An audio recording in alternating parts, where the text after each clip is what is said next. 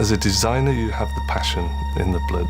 That is always something that roots you to the ground, is that you have this creative need to try new things and push the boundaries.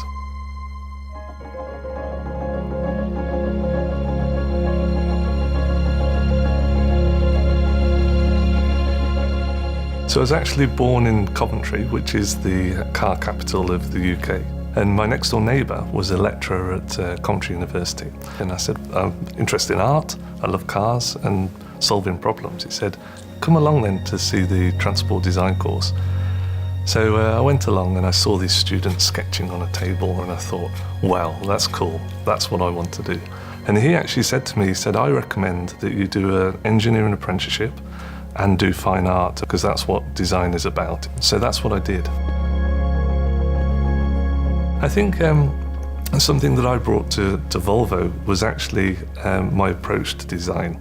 I challenged them to create a design in just 2 or 3 lines to get the character.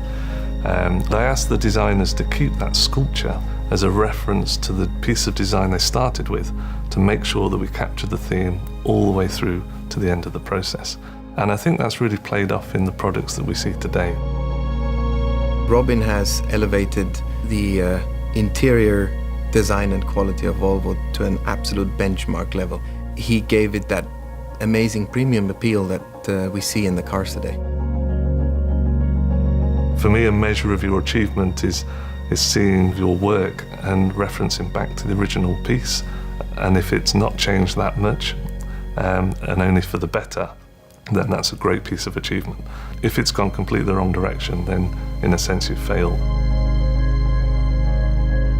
When we started this journey of what is our new design language, we also explored the materials, and it turned things completely around, and the demand for the Scandinavian materials was really well accepted.